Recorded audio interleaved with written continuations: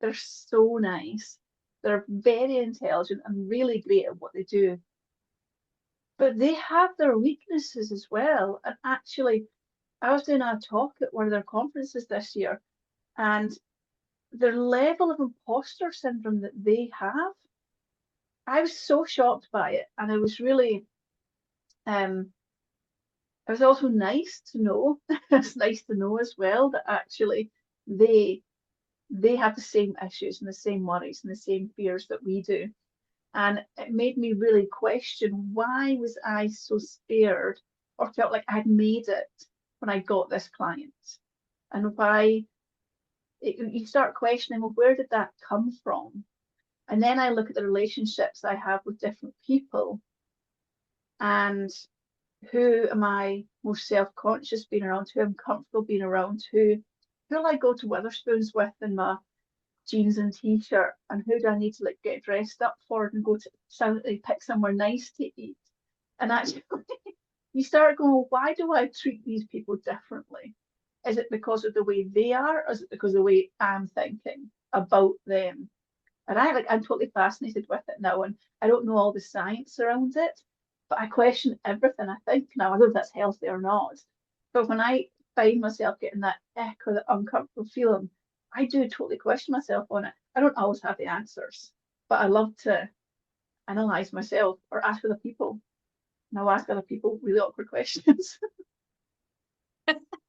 Yeah, I've definitely had slash have that like for me it feels like an inferiority complex with the medical community or lawyers or accountants until you've got to know a few of them, and then you're like you're just a normal person. And I was talking at the British Society of Lifestyle Medicine conference this year, and we were speaking about our lived experience living with chronic illness and how we've used lifestyle medicine.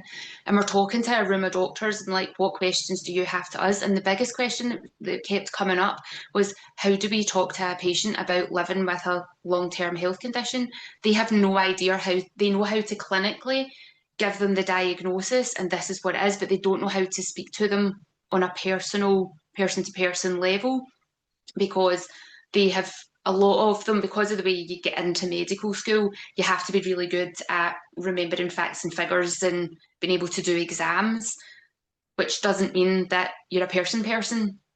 You can be a very black and white thinker, and that's not all of them. I know some amazing doctors who had to work really hard to be able to get in because they are more sensitive souls and more people. Um, but for those black and white thinkers, they really struggle with that empathy part of it.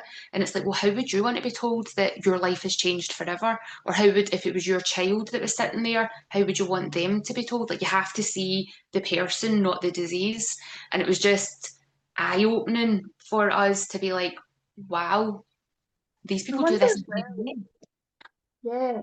I mean, the joy, I suppose, that you have is that you can allocate enough time to people. And maybe it's that NHS thing of they don't have enough time. They've just not got enough time in their appointments to, even if they wanted to learn that. Because again, they are just people. They must be have a level of empathy in their families and outside. But what is stopping them bringing that into their workplace? And it's Mhm. quite sad actually that that's the question that they asked, but also great that they could ask you. Yeah, yeah, and I think also, I mean, there is the time element. They're allocated 7 minutes or 10 minutes, depending on the type of appointment. But there's also, I think, for them, a unconscious protection level, because if you're dealing with patient after patient delivering bad news to most of them, you have to be able to protect your own emotional well-being with that. And because they've been reduced down to 7 minute appointments, it means that they're seeing 100 people in a day instead of 10 or 15 people. So that's a lot more emotional turmoil to go through. So a protective layer would be shut this down, deliver the information, get them out the door to Yeah, protect that themselves, which is a system problem, not a people problem, because the yeah. system is not looking after the people who are there to deliver the service. Yeah, most people I've met who are in the medical field as well, like the clinical medical field, is they've gone into it the way teachers do or the way you do, and that you have this this want to help people. There is that people side of it, and yeah, to have that kind of bashed out of you. But you see it in business as well, don't you, Jen? Like when I sit with people, I ask them all about themselves for ages. But actually, when I get on the phone to the bank or whatever else, they're just like, here's are the questions we have to ask. Your personal opinion of this is irrelevant. We just need to answer the questions.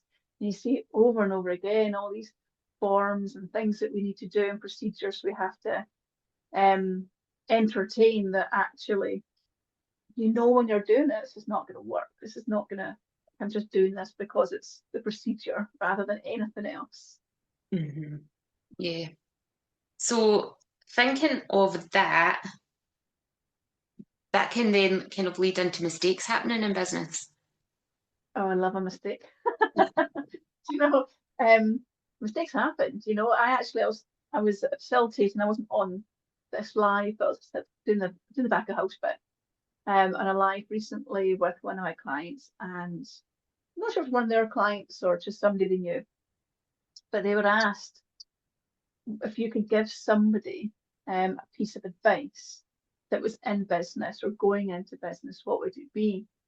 And he said to reevaluate your relationship with risk, because with risk is opportunity, but also with risk and opportunity is failure and mistakes. And I thought, wow, do you know what? It's so simple, but it hit really hard because I'm like, do you know what? There's so many opportunities that we don't go for because there's risk and we don't want any mistakes. And there's a feeling, there's different things that can feel like the feeling of failure, the feeling like the ego side of it, the you're not good enough side of it. Nobody likes mistakes because of how it makes you feel. But if you can realign that into, well, actually, let's assess that in more detail. Like, let's actually break that down. Um, if you can say, well, actually, why did that go wrong? Why did I make that mistake? Is that something I can fix? Is that something I need in my life or business, or is that something I can get rid of? But how can I adjust things so that doesn't happen again? Or maybe it's just, yeah, that was really rubbish. I know what I'm meant to do, and I just messed up. I mean, I had a massive mistake when I worked in hospitality, and I had I basically moved the dinner from one day to the next, but didn't move the setup day. It was a massive event. I got I thought I was going to get so much trouble. I generally thought I was going to get sacked, but actually the manager was brilliant. He's just like, okay, well, you've admitted it, we've made a mistake.